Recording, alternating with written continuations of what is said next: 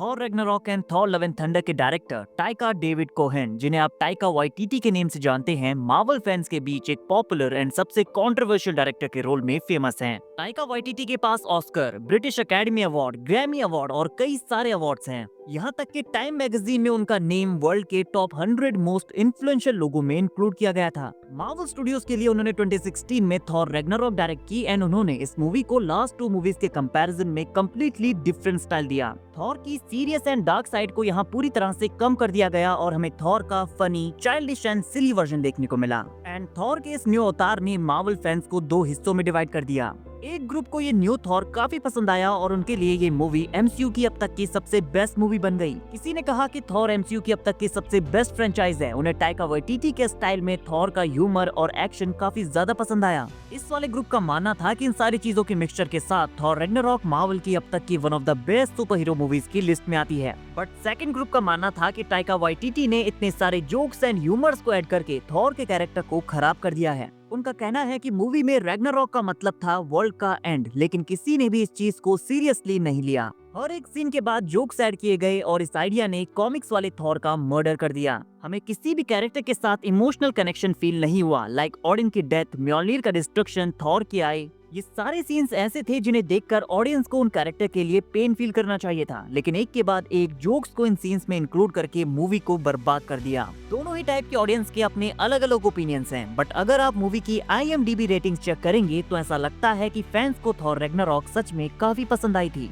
And box office पर $855 million के collection के साथ टाइका ने मार्वल का ट्रस्ट गेन कर लिया कि वो एक और थॉर मूवी बना सकते हैं। तो मार्वल ने टाइका वाइटिटी को थॉर फ्रेंचाइज की 4th movie Thor love and thunder को डायरेक्ट करने की रिस्पॉन्सिबिलिटी दी। बट ऐसी क्या चीज है कि मार्वल स्टूडियोज थॉर फ्रेंचाइज की मूवीज को डायरेक्ट करने के लिए टाइका वाइटिटी को चूज कर रहा था? वेल ऑफ कोर्स, टाइका का पास्ट करियर और थॉर रैग्नारॉक की सक्सेस, ये सारी चीजें तो हैं ही, लेकिन इन सबसे बढ़कर जो चीज थी वो थी भरोसा। मार्वल ने टाइका पर भरोसा किया और टाइका ने मार्वल से कहा कि आप जैसा कहेंगे मैं वैसा करूंगा, मैं अपना बेस्ट दूंगा और आपको डाउन नहीं करूंगा। एक बार आप खुद देखिए कि टाइका ने मार्वल से क्या कहा। What do you have to do when you're meeting the people at Marvel to impress them enough to get such a gig? Say yes. Say yes to everything. Just Say yes. yes, not yep, absolutely, I can do that. Right. I won't let you down.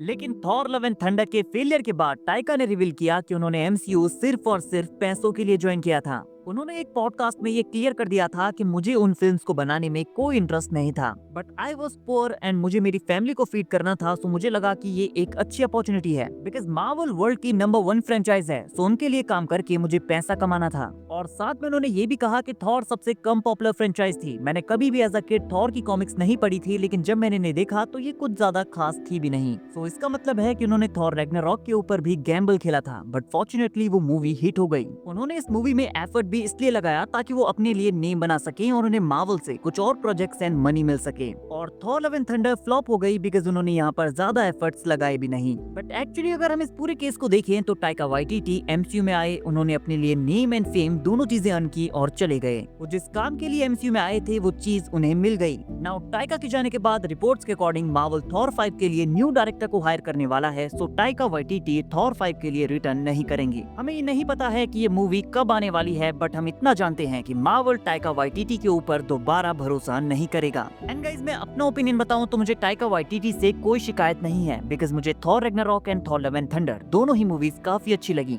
But मुझे बुरा इस बात का लगा कि Taika ने Marvel का trust ये कहकर गेन किया कि मैं अपना बेस्ट दूंगा, मैं आपको डाउन नहीं करूंगा। और थॉर लव एंड थंडर के फ्लॉप होने के बाद उनका स्टेटमेंट ये था कि मुझे इन मूवीज में कोई इंटरेस्ट था ही नहीं। नाउ गाइस, टाइका वाइटिटी के इस मूव के ऊपर आपका क्या कहना है, कमेंट करके जरूर बताइए। वीडियो अगर अच्छी लगी हो तो वीडियो को लाइक और चैनल को सब्सक्राइब करना ना भूलें बिकॉज ऐसी ही अमेजिंग वीडियोस हम डेली लाते रहते हैं।